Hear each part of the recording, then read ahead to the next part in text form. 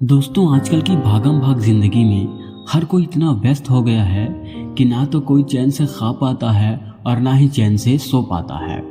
हर एक इंसान किसी न किसी चीज, किसी न किसी व्यक्ति या वस्तु के पीछे इतना भागता रहता है कि वो इसके कारण अपने दिमाग में दुनिया भर बेकार और फालतू की चीजों को भरता रहता है। और आज हम कुछ ऐसे ही कहानी आपको सुनाने जा रहे हैं। एक दिन एक आदमी टैक्सी से एयरपोर्ट जा रहा होता है। टैक्सी वाला कुछ गुनगुनाते हुए बड़े इत्मीनान से गाड़ी चला रहा होता है कि अचानक ही एक दूसरी कार पार्किंग से निकलकर रोड पर आ जाती है। तभी टैक्सी वाला बड़ी ही तेजी से ब्रेक लगाता है, जिसके कारण टैक्सी इधर उधर हिलते डुलते ठीक कार के सामने जाकर रुक जाती है और एक्सीडेंट होते होते बच जाती है।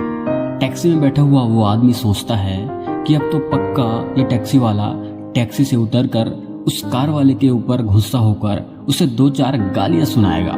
लेकिन ठीक इसका उल्टा होता है। वो कार वाला जिसकी गलती थी वही बाहर निकलकर टैक्सी वाले को गालियां देने लगता है और 2-4 बातें सुनाने लगता है और जाकर अपनी कार में बैठ जाता है। और वो टैक्सी वाला उस कार वाले से नाराज होने के बजाय उसकी तरफ हाथ से इशारा करता है और मुस्कुराते हुए आगे निकल जाता है। उस टैक्सी में बैठे व्यक्ति को ये सब देखकर बड़ा आश्चर्य होता है।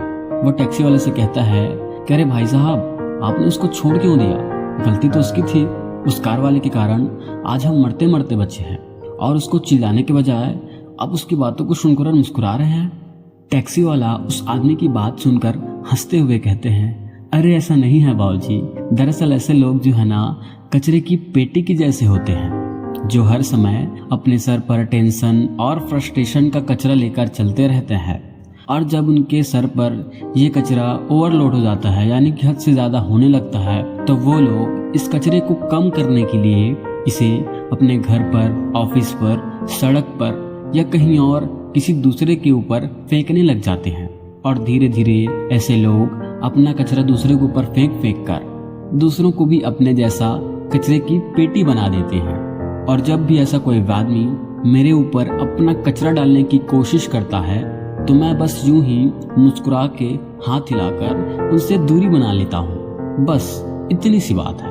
और ऐसे ही मैं अपनी जिंदगी को मस्त मगन तरीके से जीता हूँ। टैक्सी में बैठा आदमी उसकी बातों को सुनकर शॉक हो जाता है और मन ही मन ये सोचता है कि यार, इस टैक्सी ड्राइवर को इतना सब कुछ पता है और हम सब इतना पढ़ लिख कर बड़ी बड़ी डिग्रियां लेकर इतनी सी छोटी सी बात को आज तक नहीं समझ पाए हैं। थोड़ी देर बाद वो आदमी बड़ी ही उत्सुकता के साथ टैक्सी ड्राइवर से पूछता है कि भाई साहब, क्या मैं आपसे एक प्रश्न पूछ सकता हूँ? उस पर टैक्सी वाला कहता है, जी बाबूजी, क्यों नहीं, पूछिए पूछिए।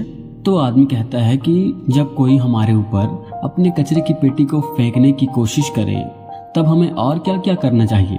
इस पर टैक्सी वाला मुस्कुराते हुए उसके सवाल का जवाब देते हुए कहता है, बाबूजी, हमें कभी भी किसी को भी उनके कचरे की बोरी को कभी नहीं लेना चाहिए।